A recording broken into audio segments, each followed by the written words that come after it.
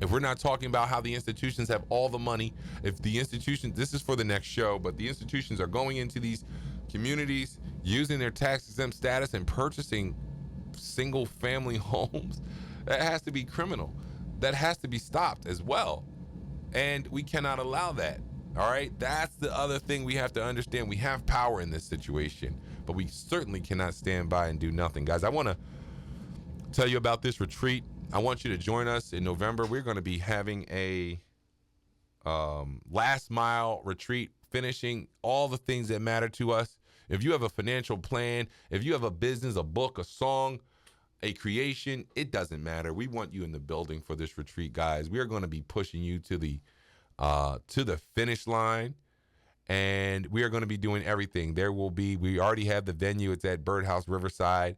We're going to have workshops, a wisdom dinner, a finish line ritual. There will be so much to do and to share. I want you to be a part of it, guys, and we're going to grow it. It doesn't matter how many people we get now. There are 30 seats only, but we're going to try to fill it up. But guess what? I want you to be a part of this going forward, because otherwise, when I think about the goodness of life and the goodness of Jesus, I think about living our best life, right? What is the point of doing a finish line ritual if life didn't mean living your full actualization of finishing the things that mean and matter the most to you? That's what we're doing. So we got a lot to talk about, guys. I didn't even get to my canon drops. We did a few canon drops last week because I really wanted to talk about this. I hope I talked about it appropriately. I had a lot more to say about it, but I wanted to keep it high level for now while we introduce these topics and these terms and these ideas and these thoughts to you, because these are things you should be thinking about, indeed be thinking about. We can no longer be satisfied with symbols. We can no longer be satisfied with platitudes and promises. We have to understand that what happens next is some of the most important events in the course of human history. And we are living it right now. So I want you to lock in. I want you to take this seriously and think about how we're locking in our wealth and how we are securing our place in our economy, because we can easily lose our place in our own world, in our own economy. And once you lose your place in an economy, you can look at past experience, even with companies losing market share. It is very difficult to gain your way back, right? And as Kanye West said, he said, don't leave when you're hot. That's where Mace screwed up, right?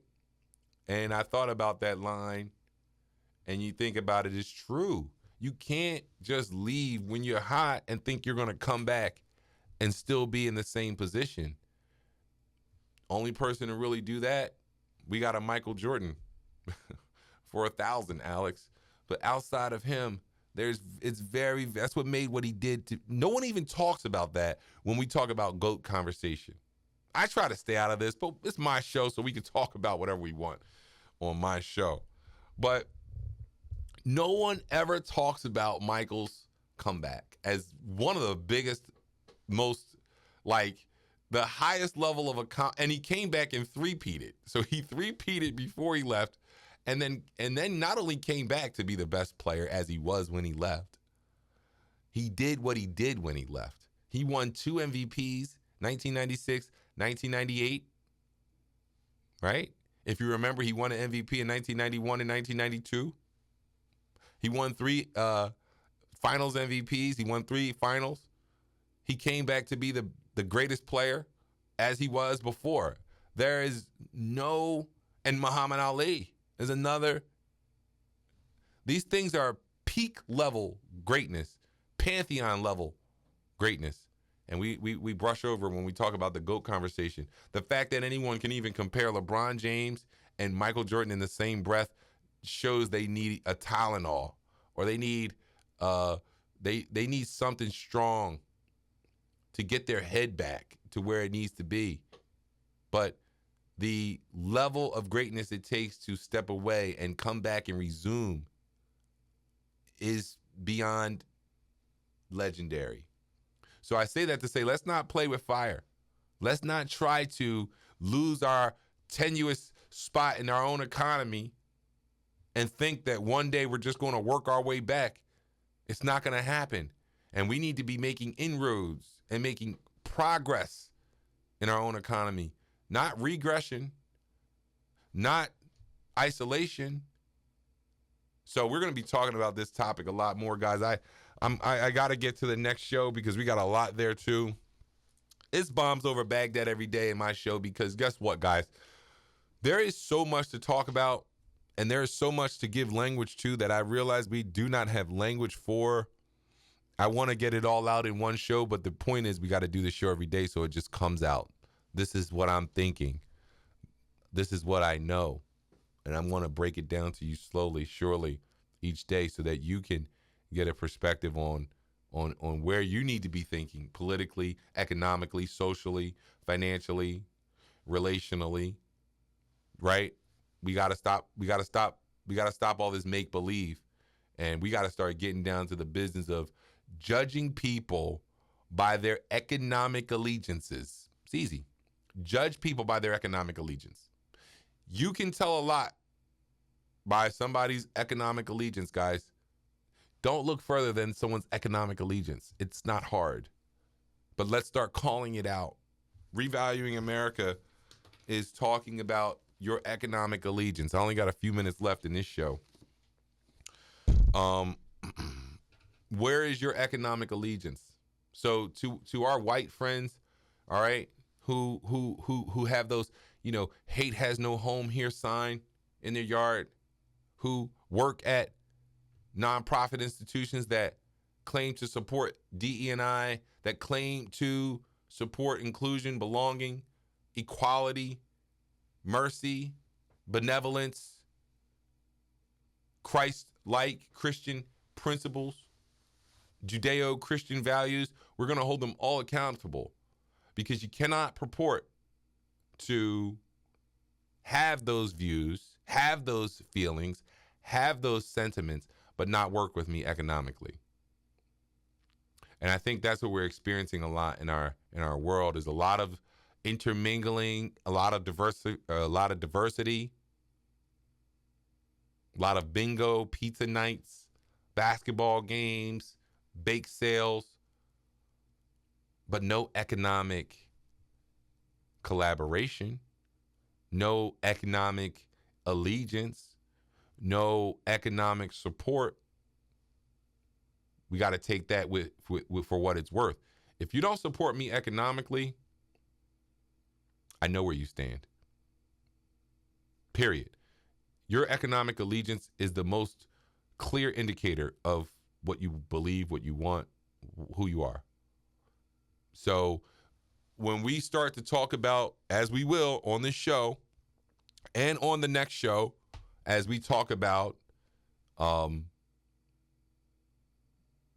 economics, we're going to talk about your allegiances. And we got to start calling it out because if we don't call it out, we are going to continue to get looked over, passed over, and you can't in one breath say you don't want DE&I, you want anti-woke, you want all of these things, but then you don't want to do business.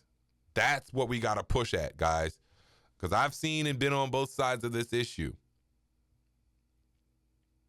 And it's very tough. It's very difficult. But I got to tell you, we have to start making some decisions and drawing some lines in the sand.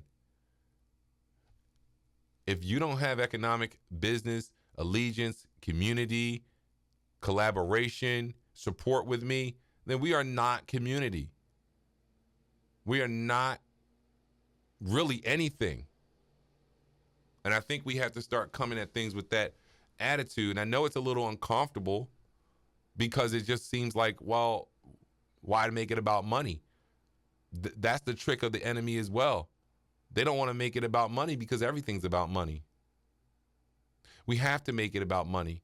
And see, with your friends, with your true friends, you want to make it about money. Somebody that's weird about money with you, they're not your real friend. Somebody that, or they're uneducated. Unfortunately, a lot of our family, they're weird about money, but that just goes to show you how they truly feel in their heart. So I want to leave it. I want to leave this show there because, and I'm going to watch it back myself. I'm performing the show. I got to see how it sounds. But these are the thoughts that I have. These are what I want you to understand about how wealth is truly built. And I'm telling you how wealth is truly built because I've helped people truly build it. I've watched it be built. I've watched the structure in place. And I've also seen our communities. And we have, when I tell you, nothing near it, nowhere near it, nothing that can even compare to even the base level plan. That shit scares all because we're going into the future in a capitalistic world where we need financial and economic resources to survive. That should wake us all up. All right, guys, this is the Don Bird Morning Show. Join me tomorrow, guys. We are going to be right here live. We are going to be right here on YouTube. I want you to check me out. I want you to like the video. I want you to comment, guys. Like the video. Subscribe to the channel. Leave me a comment. Let me know that you watched this show, right? We talked about a lot of interesting things here today, guys. And I want you to join the conversation, guys. I will be coming right back to you with the Institutional Accountability, the Institutional Engagement and Accountability Show, and the IXO tour. And we're going to be talking about a lot of things. That's a juicy show too, guys. If you like this, where this show went, that show is going to be fun. It's going to be talking more in depth about institutions and our place and our involvement and our reason with them. But we're going to be talking about a lot of things, guys. I'm going to see you tomorrow. I will see you tomorrow. I want you to go touch some grass and go be with some family. And remember, guys, that is what truly matters in this lifetime.